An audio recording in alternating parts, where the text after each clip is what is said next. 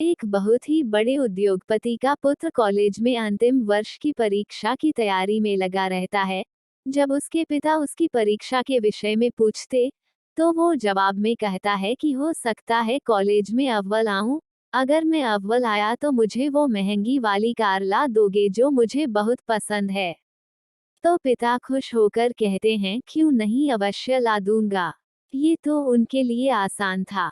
उनके पास पैसों की कोई कमी नहीं थी। जब पुत्र ने सुना तो वो दो गुने उत्साह से पढ़ाई में लग गया। रोज कॉलेज आते जाते वो शोरूम में रखी कार को निहारता और मन ही मन कल्पना करता कि वह अपनी मनपसंद कार चला रहा है।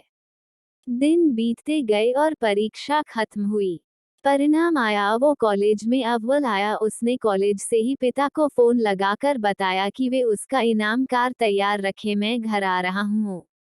घर आते आते वो ख्यालों में गाड़ी को घर के आंगन में खड़ा देख रहा था। जैसे ही घर पहुंचा उसे वहां कोई कार नहीं दिखी।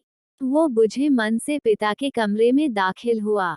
उसे देखते ही पिता ने गले लगाकर बधाई दी और उसके हाथ में कागज में लिपटी एक वस्तु थमाई और कहा, लो ये तुम्हारा गिफ्ट।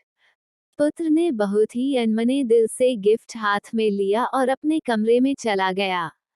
मन ही मन पिता को कोसते हुए उसने कागज खोलकर देखा, उसमें सोने के कवर में रामायण दिखी। ये देखकर अपने पिता पर बहुत गुस्सा आया, लेकिन उसने अपने गुस्से को संयमित कर एक चिट्ठी अपने पिता के नाम लिखी कि पिताजी, आपने मेरी कार गिफ्ट न देकर ये रामायण दी, शायद इसके पीछे आपका कोई अच्छा राज छिपा होगा।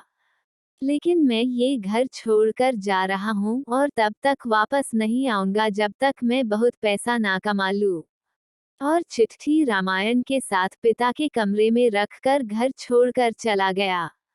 समय बीतता गया। पुत्र होशियार था, होनहार था, जल्दी ही बहुत धनवान बन गया। शादी की और शान से अपना जीवन जीने लगा। कभी कभी उसे अपने पिता की याद आ जाती तो उसकी चाहत पर पिता से गिफ्ट ना पाने की खीज हावी हो जाती। वो सोचता, माँ के जाने के बाद मेरे सिवा उनका कौन था, इतना पैसा रहने के बाद भी मेरी छोटी सी इच्छा भी पूरी नहीं की।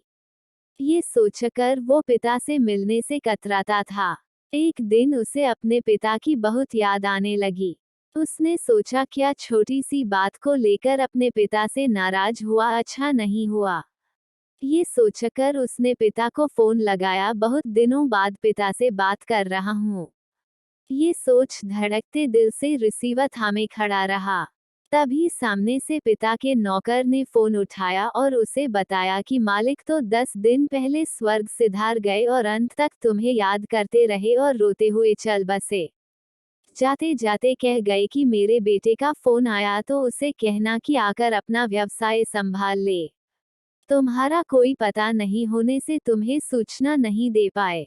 ये जानकर पुत्र को गहरा दुख हुआ और दुखी मन से अपने पिता के घर रवाना हुआ।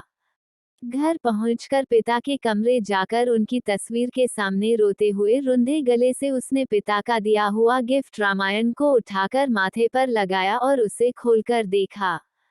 पहले पन्ने पर पिता द्वारा लिखे वाक्य पढ़ा, जिसमें लिखा था, मेरे प्यारे पुत्र, तुम दिन दुगनी रात चौगुनी तरक्की करो और साथ ही साथ मैं तुम्हें कुछ अच्छे संस्कार दे पाऊं।